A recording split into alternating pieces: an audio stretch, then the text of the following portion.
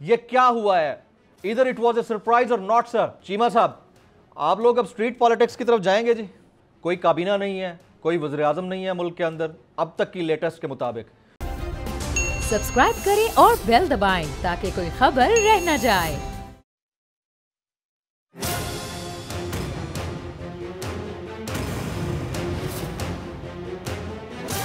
From the Islamabad studios of Bol Network, it's time for Jameel Farooqi on National Debate. Good evening, welcome to national debate. आज का दिन सियासी हंगामा खेजियों से भरपूर रहा। सुबह से ही मुसलसल खबरों में रहे तमाम सियासतदान, चाहे वज़ीर आज़म पाकिस्तान हो, अपोजिशन हो या फिर हमारी मौजूद अदलिया। हर नए बदलते लम्हे के साथ एक नई ब्रेकिंग न्यूज़ आई। आज सुबह वोटिंग होनी थी तहरीक अदम एतमाद पर, जिसे डिप्टी स्पीकर कासिम खान सूरी ने आर्टिकल 5 के तहत मुस्तरद कर दिया। और उसके बाद जो हंगामा बपा हुआ पार्लियामान के अंदर, और उसके बाद फिर जिस तरह चीफ जस्टिस ऑफ पाकिस्तान ने आज खुद नोटिस लिया, शाम 5 बजे का वक्त दिया गया कि समाअत शुरू होगी, और उसके बाद यह कहा गया कि अब तक की जो कार्रवाई हुई है पार्लियामान के अंदर वो हुई है, लेकिन बादज़ां जो भी कार्रवाई है उसको हमारे रूलिंग के साथ या हमारे डिसीजन के साथ मशरूत किया जाए, यानी मजीद कार्रवाइयां ना की जाएं। लेकिन अभी की लेटेस्ट ये है कि काबीना तहलील कर दी गई है, काबीना डिवीजन ने अपना फैसला सुना दिया है। वज़ीर आज़म पाकिस्तान, जिन्हें सदर मुमलिकत ने वफाकी जो असेंबली है वो तहलील करने के बाद नेक्स्ट 15 डेज के लिए प्राइम मिनिस्टर रहने का कहा था, वो भी अब वज़ीर आज़म नहीं रहे हैं। अब निगरान सेटअप आएगा जो कि सदर मुमलिकत और इलेक्शन कमीशन की दोनों की कंसेंसस के साथ जो भी डिसीजन होगा, उसके बाद इंटरम सेटअप आएगा और वो सारी चीज़ें देखेगा। इस दौरान देखना ये होगा कि कल जो सुप्रीम कोर्ट समाअत करेगी उसके बाद फैसला क्या आएगा। जो माहिरीन आईन व कानून प्रो अपोजिशन है वो कहते हैं कि स्पीकर की रूलिंग चैलेंज की जा सकती है, लेकिन जो न्यूट्रल हैं या पीटीआई की तरफ हैं वो कहते हैं कि रूलिंग चैलेंज नहीं की जा सकती है। ये आया कि कॉन्स्टिट्यूशनल क्राइसिस है या नहीं है, पीटीआई इसके ऊपर क्या कहती है। अगर सुप्रीम कोर्ट की तरफ से कोई उनके अगेंस्ट डिसीजन आता है या अनडू करने का डिसीजन आता है, तो उस सूरत में नेक्स्ट कार्ड क्या होगा जो पीटीआई प्ले करेगी। और जब मामला है ही कबल वक्त इंतखाबात करने का, तो अपोजिशन को इसके ऊपर क्या एतराज है। इसी हवाले से आज के नेशनल डिबेट में हम अपने गेस्ट पैनलिस्ट से बात करेंगे। हमारा एक डाइवर्सिफाइड गेस्ट पैनलिस्ट है जनाब जमशेद इकबाल चीमा साहब, किसी तारुफ के मोहताज नहीं है, पाकिस्तान तहरीक इंसाफ के सीनियर रहनुमा है। चीमा साहब, आपका बहुत शुक्रिया, आप नेक ऑफ द आवर पे बड़े शॉर्ट नोटिस पे हमें आपने ज्वाइन किया। हमारे साथ जनाब सेनेटर डॉक्टर अफनानुल्लाह खान साहब मौजूद हैं, पाकिस्तान मुस्लिम लीग नवाज के सीनियर रहनुमा है। मुशाहिदुल्लाह खान साहब मरहूम के साहबजादे हैं, आपका बहुत बहुत शुक्रिया sir. Brigadier retired Farooq Hameed साहब, माहिर दिफाई उमूर, और उनका तजिया बड़ा इंपॉर्टेंट होगा क्योंकि एक ओपन डिस्कशन है सिविल मिलिट्री डिवाइड के ऊपर, सोशल मीडिया के ऊपर, उनसे हम पूछेंगे। और जनाब एडवोकेट अजहर सिद्दीक साहब, माहिर आइन और कानून, हमारे साथ मौजूद होंगे। पहला सवाल, अफनानुल्लाह खान साहब, ये क्या हुआ है? इधर इट वॉज ए सरप्राइज और नॉट सर। जी बिस्मिल्लाहिर्रहमानिर्रहीम। देखिए, मेरा ये ख्याल था कि इमरान खान साहब ये एक्सपेक्ट कर रहे थे कि वो अगले 14 दिन तक वो वज़ीर आज़म रहेंगे, लेकिन अभी कैबिनेट डिवीज़न ने जो नोटिफिकेशन इशू किया उसके मुताबिक तो वो अब इस वक्त पाकिस्तान का कोई वज़ीर आज़म है नहीं जी। तो जो इनका ओरिजिनल प्लान था उसके मुताबिक तो वो प्लान तो जो है वो तो नहीं हुआ। और जो मुझे समझ नहीं आई इस मूव की जो आज पीटीआई ने की है, इसके अलावा कि इमरान खान की अपनी ज़िद और अना की तस्कीन हुई है। ये ऑप्शन हमने इनको आज से 2-3 हफ्ते पहले, 8 मार्च से पहले ये ऑप्शन इनको दिया था, ठीक, आप असेंबली डिसॉल्व कर दें, आप इस्तीफा दे दें। इसके ऊपर इन्होंने कहा था कि मैं नहीं दूंगा, मैं आखिरी बॉल तक खेलूंगा। अब वो जब एंड में जब उन्हें नो कॉन्फिडेंस मोशन प्लेस कर दी, असेंबली ये तोड़ नहीं सकते थे, तो इन्होंने उसके बाद जो है वो ये रोना धोना डाल दिया। अब जब आके वोट ऑफ नो कॉन्फिडेंस का मामला आया तो बजाय इसके कि वोट ऑफ नो कॉन्फिडेंस होने देते, उस पे जाके रूलिंग दे दी और कॉन्स्टिट्यूशनल जो है वो क्राइसिस क्रिएट कर दिया।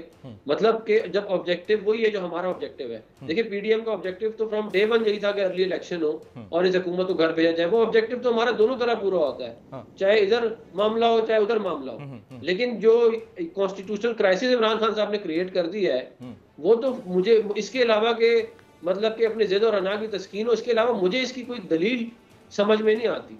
और मतलब कि अब जो है वो नॉर्मली जो लीडर ऑफ द हाउस है और जो लीडर ऑफ द अपोजिशन है वो मिलके जो है वो नेक्स्ट प्राइम मिनिस्टर को इंटरम जो है उसको करते हैं। राइट, लेकिन अफनानुल्लाह साहब, जो आप कॉन्स्टिट्यूशनल क्राइसिस की बात कर रहे हैं वो तो डेफिनेटली आप उसको इंटरप्रेट करेंगे, जाहिर है कि आप ज़्यादा बेहतर समझते हैं, लेकिन इन सच केस के अगर आपका यानी आपकी जमात से प्राइम मिनिस्टर बन जाते शहबाज शरीफ साहब, क्या उनके लिए आसान होता कि प्रीवियस 3.5 साल का जो पॉलिटिकल बैगेज होता, मईशत का, सेहत का, तालीम का, खजाने का, वो आप लोग उठाकर अगला 1-1.5 साल चलते? उससे बेहतर नहीं है कि ये ब्लेसिंग इन डिस्गाइज है और आप लोग अगले इलेक्शन की तरफ चले जाएं? देखिए, हमारी बड़ी क्लियरली स्टेटेड पॉलिसी ये थी कि हम जून में बजट पास करा के नया इलेक्शन करा देंगे। ये हमारी क्लियर पॉलिसी थी। ये एक दफा नहीं, बार बार जो है ये हमने इसको मेंशन किया। ये हमारी ये इसके ऊपर बहुत डिस्कशन हुई। इनिशियली तो हमारी यही पॉलिसी थी कि बेशक कोई हुकूमत ना आए, सिर्फ असेंबलियां डिसॉल्व हो जाए और इंटरम सेटअप आए और जो है उसके बाद जो केयर टेकर सेटअप आए और उसके बाद जो है वो इलेक्शन हो जाए। लेकिन फिर जाहिर है जो लीगल ओपिनियन लिया तो उन्होंने कहा कि नहीं, ये एक रास्ता है। यहाँ मतलब इमरान खान साहब तहलील कर दे असेंबली और इस्तीफा देते, वो उन्होंने दिया नहीं। दूसरा नो कॉन्फिडेंस का था, वो फिर हमने वो अपना लिया। जब हमने वो अपना लिया तो उन्होंने ये वाला काम कर दिया। तो मैं मतलब मुझे इसके अलावा कि इस वक्त पाकिस्तान जो है वो बच्चों के हाथों में जो जिद और अना की तस्कीन पूरी करने वाली हरकतें कर रहे हैं। अफनानुल्लाह खान साहब, हमारे पास अच्छा खासा टाइम है क्योंकि अजहर सिद्दीक साहब कहीं ऑलरेडी इंगेज है। मैं चाह रहा हूँ एक लीगल पॉइंट उनसे पूछ लूँ, मैं दोबारा आपके पास आऊँगा। अजहर सिद्दीक साहब, सुप्रीम कोर्ट ने यानी चीफ जस्टिस पाकिस्तान ने खुद नोटिस लिया और जो पॉइंटर्स आए हैं और आपके हमारे सामने हैं, आपको लगता है कि इसके फर्दर जो पार्लियामेंट की आज कार्रवाई हुई है वो अंडू हो सकती है सुप्रीम कोर्ट के डिसीजन के बाद? अच्छा, देखते हैं। एक तो बड़ी वाज़ेह तौर पर जमील साहब, अभी सुप्रीम कोर्ट ने नोटिस किए हैं, इस पर डिटेल बहस होगी, दोनों पॉइंट सुने जाएंगे और उसके बाद कोर्ट डिसाइड करेगी। इशू बड़ा सीधा सा है कि जैसे आइन के आर्टिकल में 58(2)B में था कि सदर को असेंबली डिसॉल्व करने का इख्तियार था, बिल्कुल इख्तियार था, वो इख्तियार भी इस्तेमाल भी हुआ, लेकिन वो सब चैलेंज हुआ। उन्होंने कहा ये इख्तियार ऐसा नहीं है कि जैसे मर्जी जिस तरह मर्जी तब दिल चाहे मिसाल के तौर पर आप इस्तेमाल कर रहे हैं, और वो सेटिस्फाइड भी हुए। ये भी रिकॉर्ड की बात है। यहाँ भी नो कॉन्फिडेंस की बात, लेकिन नो कॉन्फिडेंस क्या रीजन है, क्या जस्टिफिकेशन, आपके पास क्या वजूहात है? इसलिए रूल्स के अंदर वो चीजें प्रोवाइड है कि उस रूल्स में आपको पहले बहस करनी है और फिर आपको लीव मिलनी है। मैं नहीं कह रहा, ये रूल्स में लिखा हुआ है कि लीव आपको तब मिलनी है और उस पर बैठ पे बहस होगी। यहाँ आपको जस्टिफाई करना पड़ेगा। अगर मुझसे पूछते हैं तो आर्टिकल 95 को 17 के साथ मिलाकर पढ़ेंगे।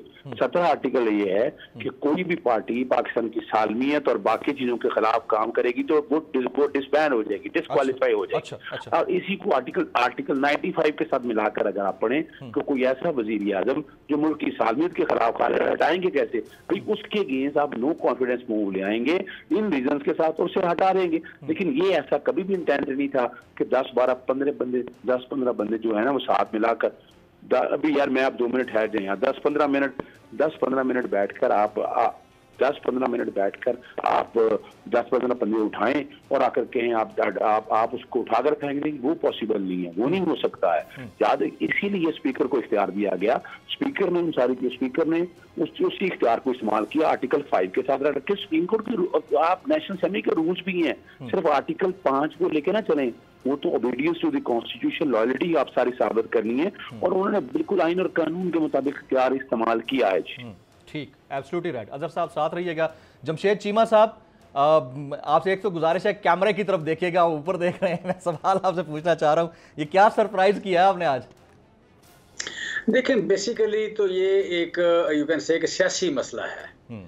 इस सियासी मसले को आईनी और कानूनी बना के अदालतों में लेके जाएंगे तो इसका फैसला नहीं होना। इस वक्त आपकी कुछ 22.5 करोड़, 23 करोड़ की आबादी है। 23 करोड़ की आबादी मॉडर्न इकोनॉमी में आप एक दिन भी अंडर परफॉर्म नहीं कर सकते, अनसर्टेनिटी, अनस्टेबिलिटी नहीं क्रिएट कर सकते, वरना आपकी रेटिंग पॉजिटिव से नेगेटिव हो गई, आपके रिजर्व्स कम होना शुरू हो गए। फिर ये है कि इसमें अदारों को मिलाइन नहीं कर सकते, जो भी फैसला करेंगे इस वक्त डिवाइड है, बहुत सीरियस है। उस डिवाइड के होते हुए बड़े क्लियर कट फैसले करना मुश्किल है। ज़्यादा बेहतर होगा कि पॉलिटिकल फैसले हों।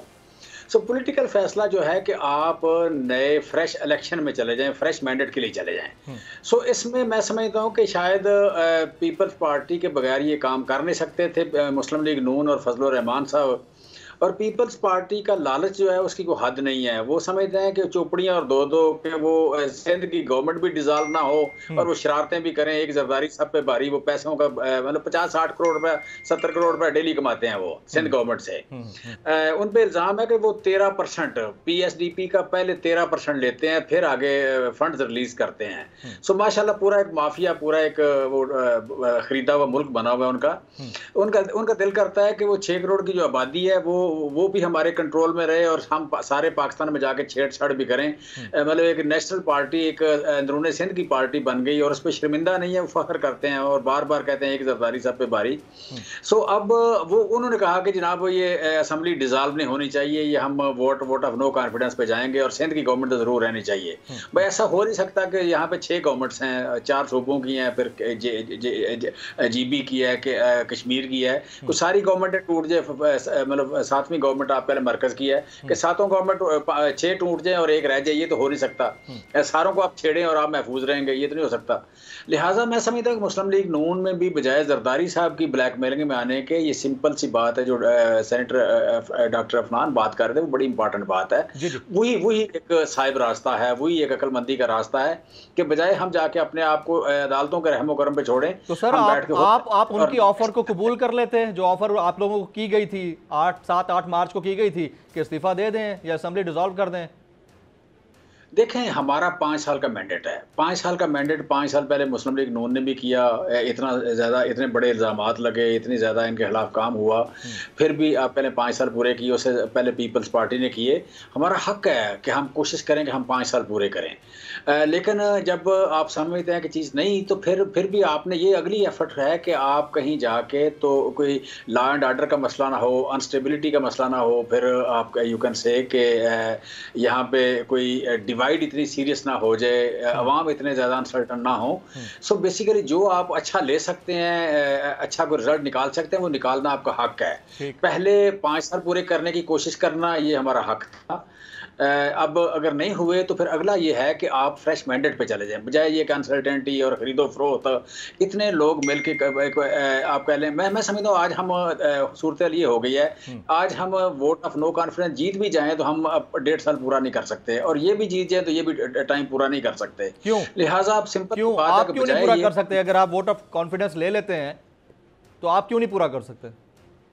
मैं समझता हूँ कि अब इसमें जैसे पंजाबी में कहते हैं गंद पड़ गया, काफी ज्यादा शोर गौगा हो गया, एक बार डिवाइड हो गई। अब ज्यादा बेहतर है कि आप लॉन्ग टर्म मैंडेट लें और उसमें चले जाए, वो ज्यादा बेहतर है। वो इनके लिए भी बेहतर है, हमारे लिए बेहतर है। और आज जो हो गया, मैं समझता हूँ सुबह बैठ के तो इस पे बैठ के चीजें जो है जिसका कंसेंसस है तय करके आगे चलना चाहिए इलेक्शन के लिए। राइट, जमशेद इकबाल चीमा साहब, आप ऑप्शन है, ठीक है, आप साथ रहिएगा, हमारे पास भी है सफिशिएंट टाइम। मैं आपके पास फिर भी आता हूँ, ठीक है। ब्रिगेडियर रिटायर्ड फारूक हमीद साहब, सर बहुत शुक्रिया तवक्कुफ के लिए।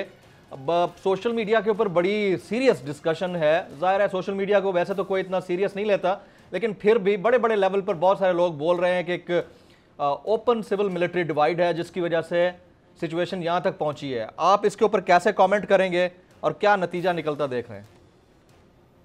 बिस्मिल्लाह, हमारे बहुत शुक्रिया। देखें, सिविल मिलिट्री डिवाइड मुझे तो उस तरह एक लिहाज से नजर नहीं आ रही है, इन द सेंस के मैं तो समझता हूँ कि चले पिछले साल अक्टूबर में जो थोड़ा बहुत मसला हुआ, लेकिन उसके बाद तो देखें सिविल मिलिट्री डिवाइड हो नहीं सकती है। उसकी वजह यह है कि जो सिक्योरिटी के इदारे हैं आइन के तहत वो they are subject to the government of Pakistan, ठीक है ना जी, वो गवर्नमेंट ऑफ पाकिस्तान के इदारे हैं and the prime minister of Pakistan is the chief executive.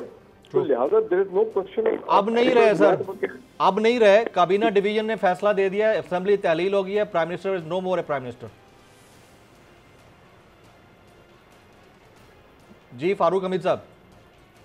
जी देखिए, वो साहब ये भी क्लैरिफिकेशन आ रही है कि आइन के आर्टिकल 224 वगैरह 1A के तहत वो अभी 15 दिन के लिए you will continue as the prime minister till you have a caretaker prime minister, जिस पर वो कह रहे हैं कि नाम जो है अभी ये फाइनलाइज हो रहे हैं to go from the leader of the house के जो भी आपके हैं फ्रॉम द जो भी इमरान खान की तरफ से to the leader of the opposition. तो मेरा कहने का मतलब ये है कि सिविल मिलिट्री डिवाइड तो हो ही नहीं सकती, सवाल ही नहीं पैदा होता। बिकॉज वो तो पाकिस्तान की जो कौमी सलामती है, पाकिस्तान की जो नेशनल ये बैरूनी खतरात, इंटरनल ये जो दहशत गर्दी और ये तमाम ऐसे मामला, उस पर तो the civil and military have to be on the same page. Every political government which will come, every political government or has no option but to work in harmony with the security establishment, with the military leadership, एक हम harmony के साथ, ताकि ये जितने आपके challenges हैं internal external, तो वो सब इकट्ठे होके जो आपकी नेशनल सिविल पॉलिटिकल लीडर इकट्ठे होके वो चैलेंजेस को फेस करें. There is no such thing as a civil military divide. ये तो पाकिस्तान के जो दुश्मन है, जो पाकिस्तान के खैर खा नहीं है, ये उनका नैरेटिव है, ये उनका नैरेटिव है. और अब तो ये बात सामने आई है कि सोशल मीडिया के ऊपर बहुत से पता नहीं किस तादाद में ये आईडीज हैं, अकाउंट्स जो कि या फेक है या फॉरेन इंस्पायर्ड है, बाहर से लोग कर रहे हैं, इंडिया से कर रहे हैं, कहीं और किसी और मुल्क से कर रहे हैं. सो जो चाहते हैं, जो एक्चुअली वांट कि they should create a civil military divide. Brigadier साहब, ये बात तो बिल्कुल आपकी बिल्कुल दुरुस्त है. फेक आईडीज से पोस्टिंग होती है, बहुत सारे ऐसे हैं जो हैंडल हो रहे हैं इंडिया से, इसमें कोई शक नहीं है. लेकिन जो नेशनल सिक्योरिटी काउंसिल का एलामिया आया या जो प्रेस रिलीज था, उसमें तो इस बात को एंडोर्स किया गया कि वाकईतन जो ग्रेव कंसर्न्स थे उसके ऊपर जो लैंग्वेज यूज की गई, प्राइम मिनिस्टर ऑफ पाकिस्तान को जो मरासला आया, तो उसके बाद अगर इतनी हद तक कंसेंसस था तो अपोजिशन को तो मान लेना चाहिए था इस बात को कि वाकई ऐसा कोई थ्रेट था पाकिस्तान को. देखें, ये तो बहुत अच्छी बात है कि नेशनल सिक्योरिटी कमेटी में top civil and military leadership दे, ताकि जो भी ऐसा कुछ सीरियस मसला हो वो वहां पे बैठ के डिस्कस हो, डिबेट हो. और जाहिर बात हम लोग तो उसमें होते नहीं है, लेकिन उनके एलामिया जारी होता है. बिल्कुल. देखिए, जहां तक आपने ऑपोजिशन की बात की है, मैं ये समझता हूँ कि अब इस वक्त मामला सुप्रीम कोर्ट में है, चाहे गवर्नमेंट हो चाहे ऑपोजिशन. अब आज जो हो गया सो हो गया. अब all eyes are on the supreme court of Pakistan. Supreme court का फैसला आएगा, जिस किस्म का फैसला होगा मुस्तकबिल के बारे में, जो कोर्स ऑफ एक्शन होना चाहिए, पॉलिटिकल पार्टीज को जो वो अपने डायरेक्शन देंगे, गवर्नमेंट को वो देंगे, that will have to be accepted. चाहे उसमें डजंट मैटर कि आप ऑपोजिशन में हैं या आप गवर्नमेंट में हैं. सुप्रीम कोर्ट याद रखें इज द चीफ जज, chief umpire of the country. वो जिस तरह फ्रॉड न्यूट्रल है, वो भी सुपर न्यूट्रल है, इन द सेंस के वो डेली मामलात में तो इन्वॉल्व नहीं होते हैं. ठीक है जी.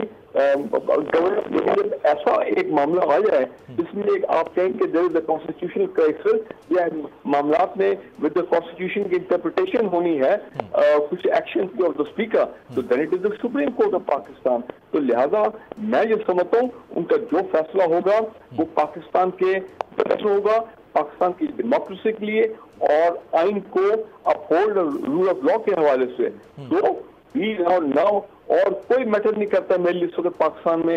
It is the supreme court of Pakistan. Right. अच्छा, अफरान साहब एक क्विक कमेंट कर दीजिएगा, उसके बाद ब्रेक से वापस आके आपसे ही पूछूंगा. ये बताइए कि अगर डिसीजन आता है कि इस सारे मामले को अंडू नहीं करना है जो आज पार्लियामान के अंदर प्रोसीडिंग्स हुई हैं, तो आप लोग एक्सेप्ट करेंगे या स्ट्रीट पॉलिटिक्स करेंगे सर? देखिए, हम तो सुप्रीम कोर्ट का जो भी डिसीजन होगा उसको तस्लीम करेंगे, सब करते हैं. लेकिन ये बात जरूर ध्यान में रखनी चाहिए कि अगर आपने प्रेसिडेंस ये बना दिया कि कोई भी नो कॉन्फिडेंस मोशन किसी गवर्नमेंट के खिलाफ आएगी और स्पीकर जो है वो उसकी किसी भी वजह की वजह से उसको रिजेक्ट कर देगा, तो फिर मुस्तकबिल में आप वजीर आजम को नो कॉन्फिडेंस मोशन से घर नहीं भेज सकते. इसका मतलब ये है कि वो जो आपने सारा कानून बनाया हुआ है वो इनफेक्टिव है. और जहाँ तक इससे पहले बात हुई कि क्या वजूहत थी, मुझे आप बताएंगे फॉरेन फंडिंग का ईसीपी ने जो डॉक्यूमेंट्स इशू किए हैं वो कोई कम रीजन है किसी हुकूमत के खिलाफ अगर आपने चार्जशीट करना हो कि आपने हिंदुओं और यहूदियों से पैसे लेके पाकिस्तान के अंदर जो है वो पॉलिटिक्स की है. तो ये और पाकिस्तान का आइन बड़ा क्लियर है इसके ऊपर कि जो नो कॉन्फिडेंस मोशन होगी उसका इतना टाइम होगा, इतने के अंदर वोटिंग होगी, उस वोटिंग का जो रिजल्ट आएगा उसके हिसाब से मामला चलाए जाएंगे. उसमें ये कहीं नहीं लिखा हुआ कि अगर कोई क्या कहते हैं कोई समझता है कि अगला जो है वो ठीक नहीं है या किसी की ख्वाहिश है तो इस तरह होगा या किसी की ख्वाहिश, उसमें ख्वाहिशात का कोई जिक्र नहीं है. उसमें ये जरूर है कि आपने जस्टिफिकेशन देनी है, वो क्लियर आपने जस्टिफिकेशन दी हुई होती है, वो आप देते हैं। लेकिन अगर अगला वो जस्टिफिकेशन ठीक ना लगे, इसका मतलब ये नहीं है कि नो कॉन्फिडेंस मोशन ही नहीं होगी। इस तरह अगर हम मामला चलाएंगे तो फिर तो आप समझ लें कि मतलब मेरे नज़दीक नो कॉन्फिडेंस मोशन इनफेक्टिव है तमाम आने वाले वक्तों के लिए, क्योंकि हर हुकूमत का स्पीकर भी अपना ही होगा और वो कभी भी नहीं चाहेंगे कि उनकी हुकूमत खत्म हो, तो वो कोई ना कोई फैंसी रीजन ले आएंगे, कोई कम्युनिके ले आएंगे, कोई बॉर्डर पे झड़प ले आएंगे, कोई धमाका ले आएंगे, कोई कुछ ले आएंगे और कहेंगे देखिए जी ये मुल्क में पता नहीं क्या हो रहा है, तो हम अभी ये इसको रिजेक्ट करते हैं। इस तरह अगर मामला चलाए जाएंगे तो फिर तो मतलब मुझे आप यकीन करें, मुझे इस बात का अफसोस नहीं है कि ये हुकूमत और चल रही है, ये अपना वज़ीर आज़म कुछ दिन और गुजार लेंगे, या मतलब कौन जीतेगा इलेक्शन, कौन हारेगा, नो कॉन्फिडेंस मोशन का क्या होता क्या नहीं होता। मुझे अफसोस इस बात का है कि आपने एक फजूल में बगैर किसी वजह के आइन को एब्रोगेट कर दिया, बगैर किसी वजह के। कोई मतलब इसके अंदर सिवाय इसके कि आपकी जिद और अना की तस्कीन है, आपको खुद भी इसका कोई फायदा नहीं है। राइट, अगर कोई फायदा हो रहा होता तो चलो फिर भी मैं समझ। अफनान साहब साथ रहिएगा, ब्रेक से वापस आता हूं। तो आपसे ही मैंने क्वेश्चन करना है, इसी के ऊपर ही करना है कि जिसको आप आइन की एब्रोगेशन कह रहे हैं, वो डेप्यूटी स्पीकर कहते हैं कि मेरी रूलिंग है, ये चैलेंज नहीं हो सकती। और वाकईतन अगर आर्टिकल 69(1) को हम देखें तो उसमें क्लियर लिखा हुआ है कि कोई भी ऐसी कार्रवाई जो असेंबली के अंदर हो रही है या सेनेट के अंदर हो रही है वो चैलेंजेबल नहीं है। बात होगी इस ब्रेक के बाद, साथ रहिएगा।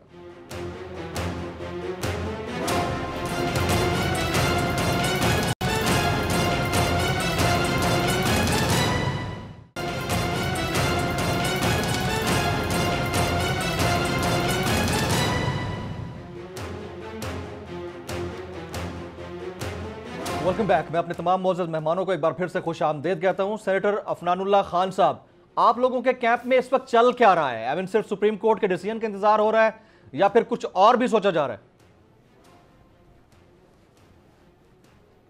देखिए, हम तो बुनियादी तौर पे सुप्रीम कोर्ट का जो कल लार्जर बेंच बैठेगा हम इस बात की उम्मीद करते हैं कि कल जो है वो सुप्रीम कोर्ट इसके ऊपर कम से कम एक डिसीजन जरूर दे देगी, क्योंकि मुल्क में कॉन्स्टिट्यूशनल क्राइसिस होना मुल्क की इकॉनमी के लिए बड़ा खतरनाक होता है। ऑलरेडी आपके फॉरेन एक्सचेंज रिजर्व बहुत तेज़ी से डिप्लीट कर रहे हैं। ये हमारे लिए बहुत सारे मसाइल पैदा हो सकते हैं और हमारी रेटिंग भी ख़राब हो सकती है, जैसे भी बात की गई है। राइट। तो और हम लोग इस वक्त फोकस यही करेंगे कि इसके ऊपर एक क्लियर स्टांस हमें मिल जाए ताकि आगे वे फॉरवर्ड चार्ट किया जा सके। जहाँ तक बात रहेगी आर्टिकल 69 की, कॉन्स्टिट्यूशन ऑफ पाकिस्तान की, जी जी। देखें वो बिल्कुल आपने ठीक कहा, वो कॉन्स्टिट्यूशन का एक आर्टिकल है, मगर कॉन्स्टिट्यूशन के इसमें हाई कोर्ट की भी रूलिंग्स हैं कि ये इसका मतलब ये नहीं है कि कोई बंदा जाके अपनी मर्जी से जो है वो कॉन्स्टिट्यूशन की को एब्रोगेट कर दे और उसके बाद भी कोई रिकोर्स टू लॉ ना हो। पाकिस्तान के अंदर जो कॉन्स्टिट्यूशनल कोर्ट है वो सुप्रीम कोर्ट ही है, यानी कि अगर कॉन्स्टिट्यूशन के अंदर कोई इशू होता है या उसकी इंटरप्रिटेशन के अंदर कोई इशू होता है तो फिर वो सुप्रीम कोर्ट ही इंटरप्रेट करके फाइनल से देती है। और इसकी मिसाल आप देख नहीं, अफनान साहब, मैं आपकी बात से 100% एग्री करता हूं, लेकिन इन केस लाइक आप लेटर गेट स्कैंडल को देख लें, उसमें पूछा गया सुप्रीम कोर्ट से तो उन्होंने 6 एतराज़ात लगाकर भेज दिए कि ये आइन का मामला है और पार्लियामान के अंदर ही तय होना चाहिए। इससे पहले जब सदारती रेफरेंस गया प्रेसिडेंट की तरफ से तो उसके ऊपर भी यही बात की गई कि ये आप पार्लियामान के अंदर तय करें। तो इनके पास तो फिर पूरा जवाब है कि हमने आपसे पहले पूछ लिया था, तो हमें जवाब ये मिला था। नहीं, देखें, जो 63A का इशू है वो तो अभी भी सब जुडिस है और वो गवर्नमेंट ने खुद क्या कहते हैं प्रेसिडेंशियल जो है वो रेफरेंस फाइल किया है, बल्कि कल उसकी हेयरिंग होनी थी, अब वो नहीं होगी।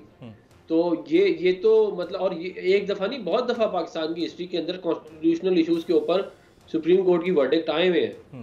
तो अब बात सिर्फ ये है कि हमें इस जो भी इशू है इसको इधर बैठना है कि उधर बैठना है, इस मामले को फौरन रिजॉल्व किया जाए, क्योंकि ये जो स्टेट है ना इस वक्त, मतलब इस वक्त जो हम लोग मामला है ये बड़े खतरनाक है कि कोई वजीर आजम नहीं है जो है वो जो असेंबली है वो पता नहीं तहलील हुई है कि नहीं हुई जो है वो। तो ये मेरा ख्याल है इस तरह की सिचुएशन ज़्यादा खतरनाक होती है। इसको अगर हम किसी एक तरफ कर लें तो वो मुल्क के लिए ज़्यादा अच्छा होगा।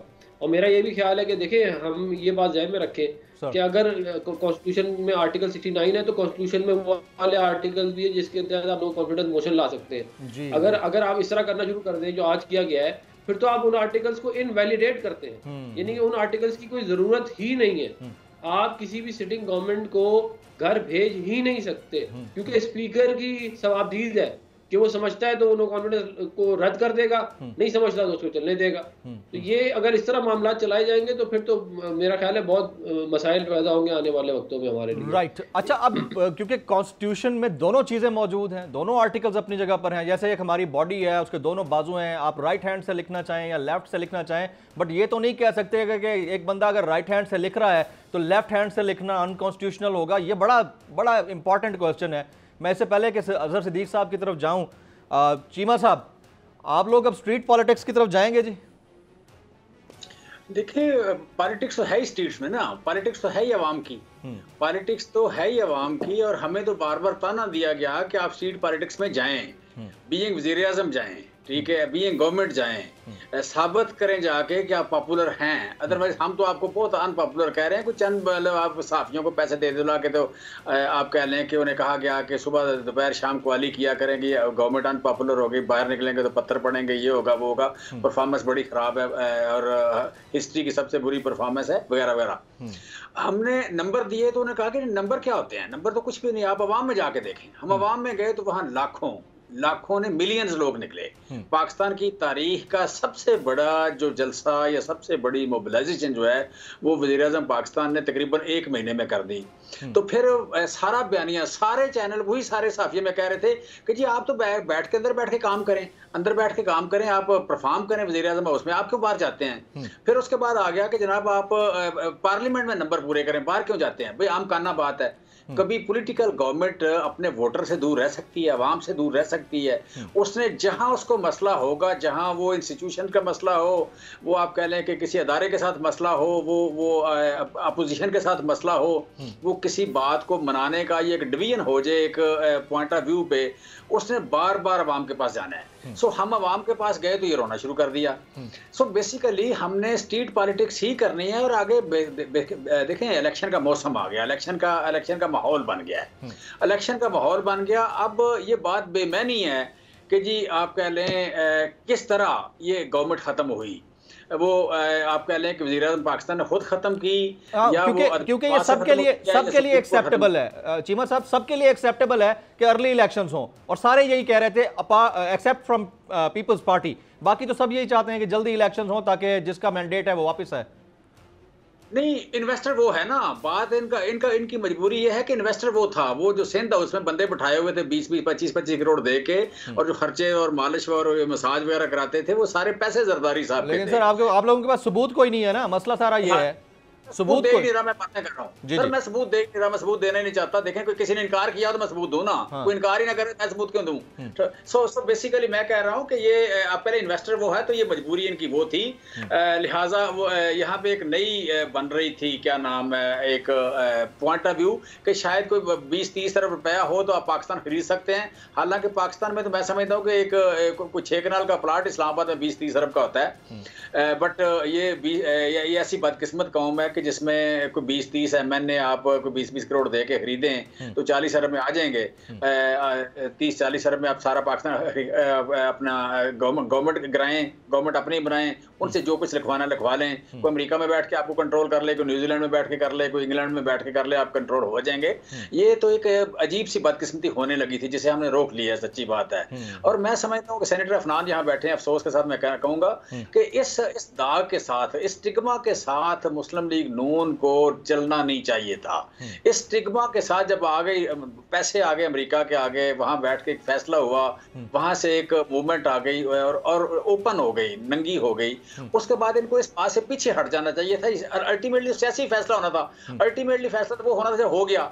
लिहाजा आप जो बाइडेन की तय की हुई जो बात है उसको लेके चले। अच्छा चीमा साहब, पैसे लेके चले। चीमा साहब, कतई कलामी की माजरत चाहूंगा, मैं दोबारा आपके पास आ रहा हूँ, मैं दोबारा आपके पास आ रहा हूँ। अजहर सिद्दीक साहब ने क्विकली हमें ज्वाइन किया। अजहर सिद्दीक साहब, बॉडी के 2 पार्ट्स, मैंने राइट हैंड, लेफ्ट हैंड, इसी तरह कॉन्स्टिट्यूशन में भी इसी तरह बहुत सारे आर्टिकल्स हैं। एक आर्टिकल 69 है जो कहता है कि कौमी असम्बली की कार्रवाई कहीं चैलेंज नहीं हो सकती, उसका 1 सब क्लॉज देखें तो। इसी तरह से दीगर आर्टिकल्स हैं जिसमें नो कॉन्फिडेंस मोशन का आर्टिकल है।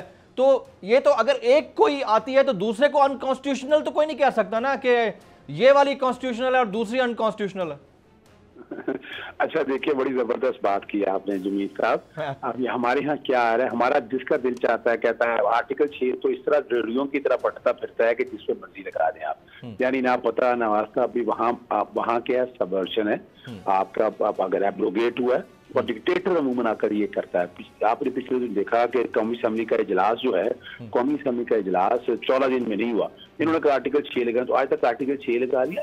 ये अवाम को बैठ के बेवकूफ बनाते हैं, आर्टिकल 6 का सवाल ही पैदा नहीं होता। दूसरी पॉइंट रखा है कि यहाँ वोट ऑफ नो कॉन्फिडेंस, क्या जमील साहब ऐसे हो जाएगा मुझे चेहरा पसंद नहीं आया, जनाब महंगाई हो गई, जनाब क्या हुआ, मैं भी मुझे टिकटें नहीं दी आपने, इन चीजों पे अगर आप हुकूमतें गिराना शुरू करें, बिल्कुल आइन की मंशा नहीं है। इसको आर्टिकल 17 के साथ, हाँ जी बोलिए जी अजहर साहब, बोलिएगा। आर्टिकल 17 के साथ मिलाकर, जी आर्टिकल 17 के साथ मिलाकर आप इसको पढ़ेंगे।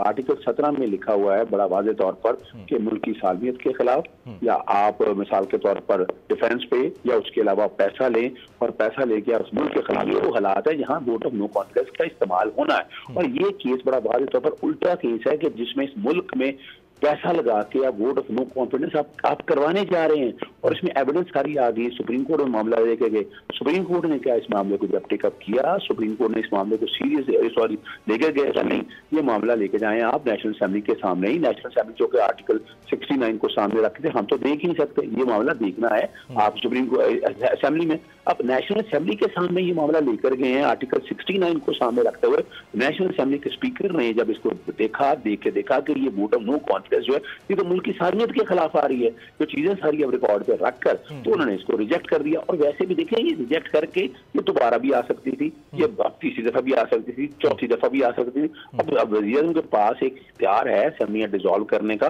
तहलील करने का, वो इख्तियार मौजूद है, वो भी आईनी तौर पर इस्तेमाल कर लिया। अब तो बातें निकल गई हैं उससे आगे, यानी एक तो वोट नो कॉन्फिडेंस रिजेक्ट हो गया, असेंबलियां वज़ीर आज़म ने एडवाइस कर दी, दूसरा एक्शन आ गया, तीसरे में सदर ने नोटिफाई कर दिया, सदर यानी इस्तीफा मंजूर कर लिया, उन्होंने उनको रिमूव कर दिया गया। चौथा काम ये हो गया है कि बाकायदा जो नोटिफिकेशन जारी कर दिया, 4 एक्शन हो चुके हैं। कैबिनेट डिवीजन असम्बलियां तहलील कर दी, prime minister is no more the prime minister of this country, constitutional crisis अपनी जगह पर है। ख्वातीन हज़रात एक ब्रेक लेते हैं, ब्रेक के बाद जब वापस आएंगे तो ब्रिगेडियर रिटायर्ड फारूक हमीद साहब से मेरा सवाल होगा कि अब व्हाट नेक्स्ट, क्या होने जा रहा है, क्या नजर आता है आफ्टर दिस ब्रेक।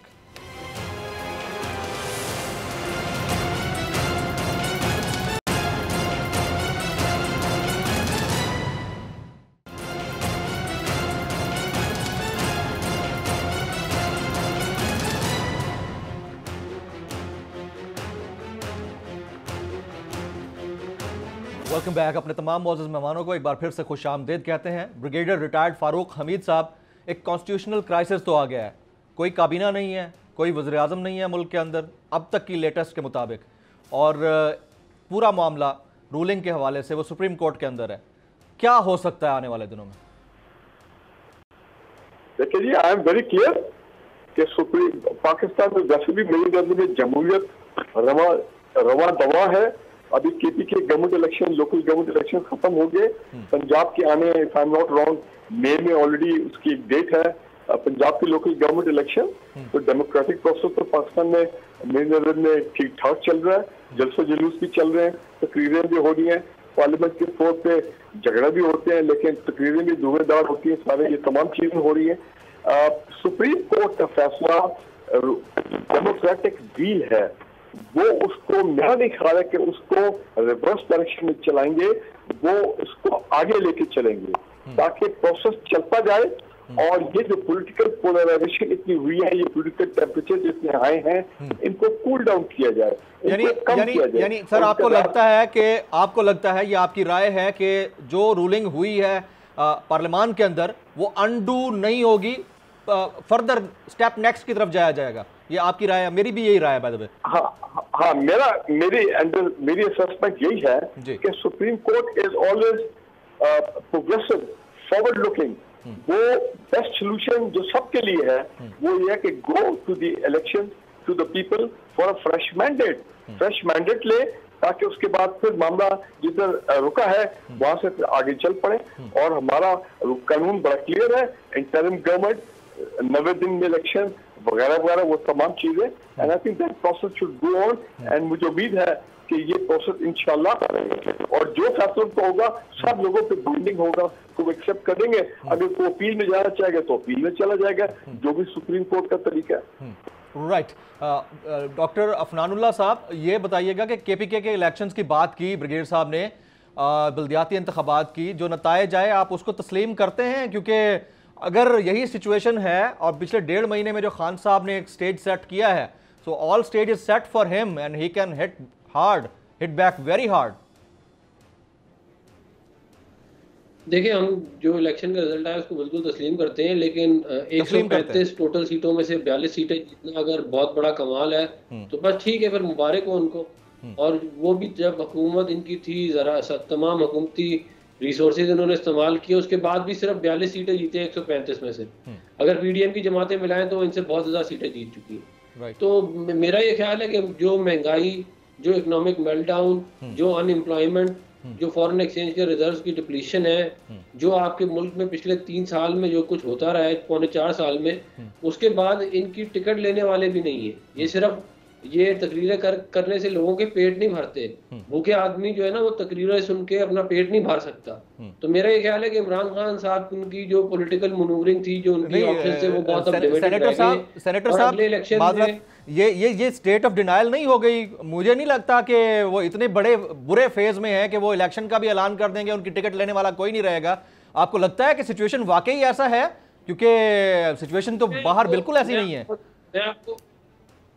मैं नहीं, बिल्कुल ऐसी है सिचुएशन। 15 में से 16 में से 13 बाय इलेक्शन हार गए हैं। लोकल बॉडीज का कंटोनमेंट का इलेक्शन नहीं सर, पाकिस्तान में नहीं सर डॉक्टर साहब, सेनेटर साहब, उस वक्त सिचुएशन मुख्तलिफ थी। उस वक्त जो थी सिचुएशन मुख्तलिफ थी, तहरीक अदम एतमाद। जी जी, सिचुएशन मेरे भाईजान, आपके ख्याल में जो पौने 4 साल की महंगाई और इकोनॉमिक मेल्टडाउन है, लोग भूल जाएंगे? और मुझे आप एक बात बताएं कि नो कॉन्फिडेंस मोशन जो है वो उसका आइडिया फ्लोट होता है नवंबर में, उसके बाद जनवरी में उसका ऐलान होता है। यूक्रेन और रशिया का कॉन्फ्लिक्ट स्टार्ट होता है 23 फरवरी को। जी जी जी। तो ये मतलब ऐसी साजिश है कि पहले ऐलान हो रहा है और बाद में जो है वो कॉन्फ्लिक्ट स्टार्ट हो रहा है, जिसकी वजह से मसाइल हो रहे हैं। मतलब कि कोई सरपैन होना चाहिए ना बात का। और फिर जहाँ बात की गई, क्या कहते हैं, मुझे बड़ा अफसोस होता है बाद में कानूनदान ऐसी बातें कर जाते हैं। अपना ये मेरे भाई ने बात की कि भाई ये जो लोग थे, ये जमीर फरोश थे। जब आपको वोट डाल रहे थे, जब आपकी पार्टी में जा रहे थे, तो आप कहते थे विकेट गिर गई है, ये जमीर की आवाज है। आज जब दूसरी पार्टी में चले गए आपके लाइफ, तो आप कह रहे हैं कि जी ये मंडी लगी है। आपने मंडी लगाई थी जब उनको लेके आए थे। Very valid, very valid. और दूसरी बात ये है कि ये जो नो कॉन्फिडेंस मोशन है, मैंने पहले भी वाली बात की है, आप फिर इसको आइन से निकाल दें। जो वजीर आजम बन जाएगा, स्पीकर उसी का होगा, वो हमेशा रूलिंग देगा उसके हक में। अगर आपने ये प्रेसिडेंट सेट कर दिया तो फिर कल को कोई और हुकूमत आएगी, उसको भी आप नहीं हटा सकते। स्पीकर कहेगा मैं नहीं मानता करारदाद को, मैं कल अदम करार देता हूँ, खत्म होगी कहानी। तो इस तरह की हरकतें करने से आपकी मुल्क की पूरी दुनिया में जगहसाई होती है। आज लोगों ने मजाक उड़ाया पूरी दुनिया में पाकिस्तान का, कहा है कि ये बनाना रिपब्लिक है, कि जिधर ये हरकतें, मतलब, और इसको करने का कोई फायदा नहीं है। मतलब अगर कोई फायदा भी हो तो मैं चले, कोई मिलिट्री डिक्टेटर आता था तो वो चले, वो अपनी गर्दन बीच में लगा के आइन एब्रोगेट करता था कि हुकूमत कर सके। इधर तो कोई फायदा भी कुछ नहीं हुआ, आपने फजूल में आइन को एब्रोगेट कर दिया फॉर नो रीजन। तो मेरा ये ख्याल है कि इस तरह की हरकतें यहाँ पे जिस मुल्क में हो रही हो, जिस मतलब खास तौर से एक पॉलिटिकल पार्टी का हेड इस किस्म की हरकतें कर रहा हो, ये बड़ा अनफॉर्चुनेट है। मेरा ये ख्याल है कि इमरान खान साहब को इलेक्शंस के अंदर जो है वो बहुत बुरी शिकस्त होने जा रही है। चलें, यही सवाल में भी नहीं है। चीमा साहब, मैं आपको अभी बता रहा हूँ, ये 20 सीटें से ज्यादा नहीं जीत सकते। मैं आपको बिल्कुल सही असेसमेंट दे रहा हूँ, 20 सीटें भी मैं ज्यादा कह रहा हूँ। अच्छा चलें, फिर मैं ये बात पूछता हूँ चीमा साहब से। चीमा साहब, इतनी बुरी सूरत हाल है कि आप लोगों का टिकट कोई नहीं लेगा। आप लोगों ने जो ये कहा है कि हम कबल वक्त इंतखाबात कराने जा रहे हैं, आप लोगों का टिकट कोई नहीं लेगा, आपकी 20-25% सीटें होंगी, इससे ज़्यादा नहीं होंगी। और दूसरा, मंडी आप लोग लगाएं तो ठीक है, पीडीएम ने या नून लीग ने या पीपल्स पार्टी ने लगाई है तो वो गलत है। सर, ये तो डबल स्टैंडर्ड्स ना हो गए। बात तो ठीक है अफनान साहब की, हमने मंडी नहीं लगाई, हमारे तो सर मैं बात वही है। जी जी जी, देखिए इम्पॉर्टेंट बात यह है कि इलेक्शन जब नया शुरू होगा, जब 5 साल पूरे हो जाएंगे तो लोग पार्टियां चेंज करते हैं, करनी वो भी नहीं चाहिए, लेकिन वहां पे लोग पार्टी चेंज करते हैं, उसे लोग लोटा नहीं कहते। लोटा उसे कहते हैं कि किसी ने वोट मेरे नाम पे लिए हो, मेरी पार्टी का वोट लिया हो और कहीं और चला जाए, जाके मुल्ल लगवा ले, 20-30 करोड़ रुपया ले ले, कोई और वादा कर ले, कोई बेनिफिट ले ले, तो उसे लोटा कहते हैं। सो मैं समझता हूँ ये बैरिस्टर अफनान जो बात कर रहे हैं वो इस बात को बोल रहे हैं। दूसरी बात यह है कि ये हातम ताई के भी अब्बा जान है, ये इतना ही सही आदमी है कि मैं 20 सीटें दे दी, मेहरबानी है सर, मैं सलाम करने हाजिर हूँ आपको। मैं आपको सलाम करने के लिए कराची में आऊंगा, मैं आपके पाँव पकड़ूंगा, आपके मतलब आपके मालिश करूंगा। शुक्र करें 20 दे दिए उन्होंने, अगर 10 देते तो आप क्या करते? 20 सीटें दे दी हैं और फिर एक आध टिकट भी कुछ लोग, 1000 टिकट भी कुछ 40 लोग लेंगे तब भी जीतेंगे। आपकी बड़ी मेहरबानी। देखें, हम आपका वो प्रेशर करेंगे जो आपने सोचा भी नहीं है। 2/3 मेजॉरिटी के साथ हम आ रहे हैं। आपके ऊपर दाग लग गया कि आप अमेरिकन एजेंट हैं, जो फैसला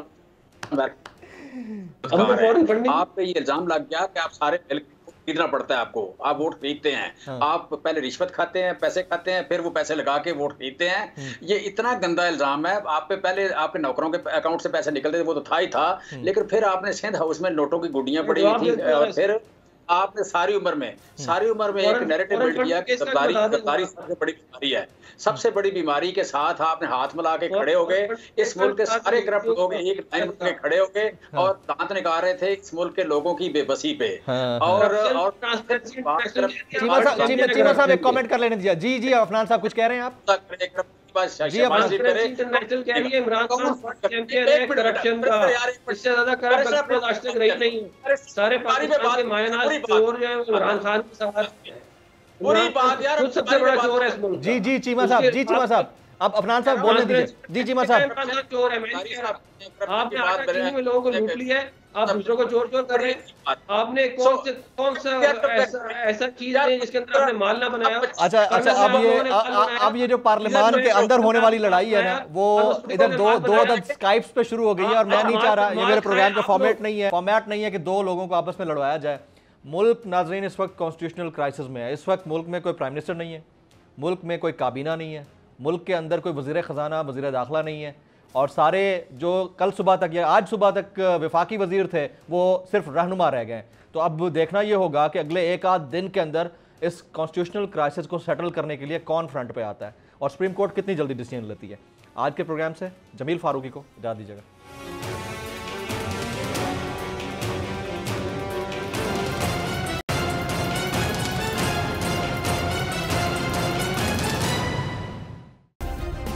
सब्सक्राइब करें और बेल दबाएं ताकि कोई खबर रह न जाए।